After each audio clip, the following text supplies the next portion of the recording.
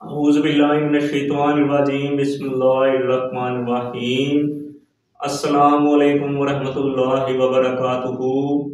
मोहतरम नाज़रीन किराम व सामीन किराम, आपका खादिम आमिर वक़ार अली शाह कादरी शाज़ली आप तमाम की खिदमत में हाजिर है। उम्मीद है कि आप तमाम खैर वाफ़ियत से होंगे। नाज़रीन किराम, आज का जो अमल आपको बताने जा रहा हूँ, ये अमल आपके लिए बहुत ही फ़ायदेमंद अमल होने वाला है, क्योंकि ये तशख़ीस का अमल है। इस अमल में आप अपनी तशख़ीस खुद भी कर सकते हैं, और अगर आप आमिल हैं और आप लोगों का इलाज मुआवजा करते हैं, और अगर आपकी तशख़ीस ठीक नहीं है, तो इस अमल को अगर आप कर लें तो आपकी तशख़ीस बिल्कुल ठीक आएगी और आप लोगों का इलाज मुआवजा बआसानी कर सकते हैं। क्योंकि जब तक किसी आमिल की अगर तशख़ीस ठीक ना हो तो फिर इलाज करना बहुत मुश्किल हो जाता है।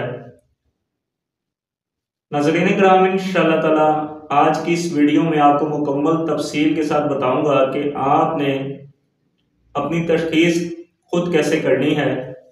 याद रहे, ये जो आज आपको अमल बताने जा रहा हूँ, इस अमल का आपने कोई चिल्ला नहीं करना, कोई ज़कात अदा नहीं करनी। यह अमल ऐसे ही चलेगा, मगर शर्त यही है कि जिस तरीके से आपको अमल बताया जाए इसी तरीके से अमल को करेंगे तो आपको फ़ायदा भी होगा। अमल इंतहाई आसान है और बहुत छोटा सा अमल है, मगर उससे पहले मैं आपके साथ इल्म अमलियात के हवाले से कुछ ऐसी बातें शेयर करना चाहूँगा जो अक्सर आमलीन हजरात नहीं बताते, मगर मेरा ये मानना है कि मौला अली का फरमान है, इल्म बढ़ता है इल्म बांटने से। तो नाज़रीन किराम, बुखल करना हमारा असूल नहीं। हम आइंदा भी इंशाअल्लाह ताला आपको अमलियात के हवाले से तमाम ऐसी बातें बताते चलेंगे जिनसे आपको फ़ायदा हासिल हो। नाज़रीन किराम, जादू, जिन्नात, असरात, नजरबद, रूहानी अमराज, ये जितने भी मसाइल हैं, इनका इलाज तब ही मुमकिन है जब आपकी तशख़ीस ठीक हो। अगर आप तशख़ीस सही नहीं करते तो फिर मरीज का इलाज करना इंतहाई मुश्किल हो जाता है और मरीज दिन ब दिन ठीक होने की बजाय खराब होता चला जाता है। बाज़ आमलीन हजरात ऐसे भी हैं कि जो मरीज की तशख़ीस भी नहीं करते और वो उसका इलाज ऐसे अंदाजे से ही शुरू कर देते हैं। तो मैं उन आमलीन हजरात से भी ये कहता चलूं कि आप ऐसा करना बंद कर दें, क्योंकि इस वजह से उस मरीज का इलाज मुश्किल हो जाता है और उसके लिए परेशानियां बनती रहती हैं। अगर उसके साथ जिन्नात का मसला होता है तो जो आमलीन हजरात ऐसे हैं कि जो ठीक तरीके से अमलियात को जानते भी नहीं, इधर उधर से देखा और अमल कर लिए, एक दो अमल कर लिए और उसके बाद वो कहते हैं कि हम आमिल बन गए और हम लोगों का इलाज मुआवजा कर सकते हैं, तो ऐसा बिल्कुल गलत है। ये एक ऐसा समुंदर है जिसको आप मरते दम तक भी मुकम्मल तरीके से नहीं सीख सकते। इसलिए कहा जाता है कि जिससे भी आप अमलियात सीखें, वज़ाइफ करें, तो आपका जो उस्ताद है वो काबिल हो। किसी काबिल उस्ताद की निगरानी में जाएं और उससे अमाल करें। जो भी आपका उस्ताद है आप उससे करें, मगर आपकी तशख़ीस ठीक होनी चाहिए, क्योंकि आपकी तशख़ीस जब ठीक नहीं है तो फिर आप किसी का इलाज कैसे करेंगे। और आप उसको ठीक कैसे करेंगे। आप तो उसकी तशखीस भी ठीक करके नहीं बता रहे कि उस बेचारे मरीज के साथ मसला क्या है। तो अक्सर आमलिन हजरात ये गलती करते हैं चंद रुपयों के लिए। तो मेरी उनसे हाथ जोड़कर ये गुजारिश है कि बराए करम किसी मरीज को गलत बात ना बताएं, जो ठीक है वही बताएं। अगर आप उसका इलाज कर सकते हैं तब भी बताएं, नहीं कर सकते तो आप उसको जवाब दे दें ताकि उसका इलाज खराब ना हो। और मेरी उन हजरात से भी यही गुजारिश है कि जो भी अपना इलाज किसी आमिल के पास जाकर करवाना चाहते हैं तो वो बराए करम अपनी पहले तशखीस करवाएं। तशखीस के बगैर आप अपना इलाज हरगिज मत करवाएं, क्योंकि आपको भी ये मालूम होना चाहिए कि आपके साथ क्या मसाइल हैं। इसलिए जो आमिल आपकी तशखीस करने से इनकार करे तो आप उससे अपना काम हरगिज मत करवाएं। इसलिए जो आज आपको अमल बताने जा रहा हूं, इस अमल से आप अपनी तशखीस खुद कर सकते हैं ताकि आपको किसी आमिल के पास जाकर अपनी तशखीस ना करवानी पड़े और आपको किसी आमिल के पास जाने की जरूरत ही ना हो। ये एक ऐसा इंतहाई पावरफुल अमल है जिसको आप बिना चिल्ले के करेंगे तब भी आपकी तशखीस बिल्कुल ठीक आपको पता लग जाएगा कि आपके साथ क्या मसाइल हैं। नाज़रीन किराम, तशखीस दो तरह की होती है, रूहानी और जिस्मानी। मगर बाज़ आमलीन हजरात नफ्सियात की भी तशखीस करते हैं। तो इस तरीके से तशखीस तीन तरह की बनती है, रूहानी, जिस्मानी, नफ्सियाती।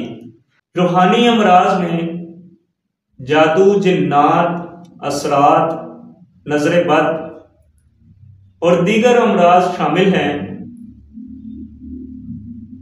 जिनसे मुतालिक मैं इंशाअल्लाह ताला अपनी किसी और आने वाली वीडियो में आपको मुकम्मल तफसील के साथ बताऊंगा ताकि आपको समझ आ सके। जिस्मानी अमराज में बाज़ औक़ात जादू असरात का अमल दखल होता है और बाज़ औक़ात अस खुद भी हो जाता है और आदमी डिप्रेशन का शिकार हो जाता है, ज़हनी व नफ्सियाती मरीज बन जाता है। अगर तो रूहानी व जिस्मानी बीमारी जादू, जिन्नात, असरात की वजह से है तो उसका इलाज रूहानी तरीके से किया जाएगा। और अगर नफ्सियाती मसाइल हैं तो फिर डॉक्टर के इलाज के साथ साथ रूहानी इलाज कराना मना नहीं है। नाज़रीन किराम, अब चलते हैं अपने आज के अमल की जानिब, जिसका हमने आपसे वादा किया है, जो कि तशखीस का अमल है। तो बिना वक्त ज़ाया किए चलते हैं आज के अमल की जानिब। लेकिन उससे पहले मेरी आपसे ये गुजारिश है कि बराए करम हमारे चैनल को लाजमी सब्सक्राइब कर लें, साथ ही साथ बेल नोटिफिकेशन को ऑल पर क्लिक कर दें ताकि कोई भी नई आने वाली वीडियो आप तक बआसानी पहुंच सके। और वीडियो अगर अच्छी लगा करे तो वीडियो को आगे शेयर भी कर दिया करें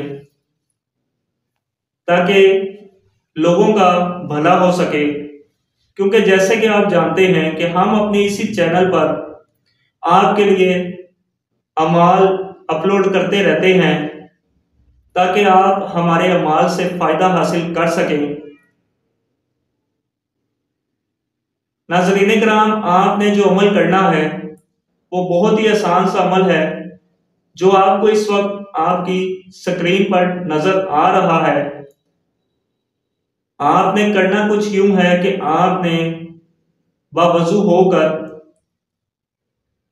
पाक साफ हालत में आप वजू कर लें। वजू करके अगर आप किबला रुख होकर बैठ जाएं तो अच्छी बात है।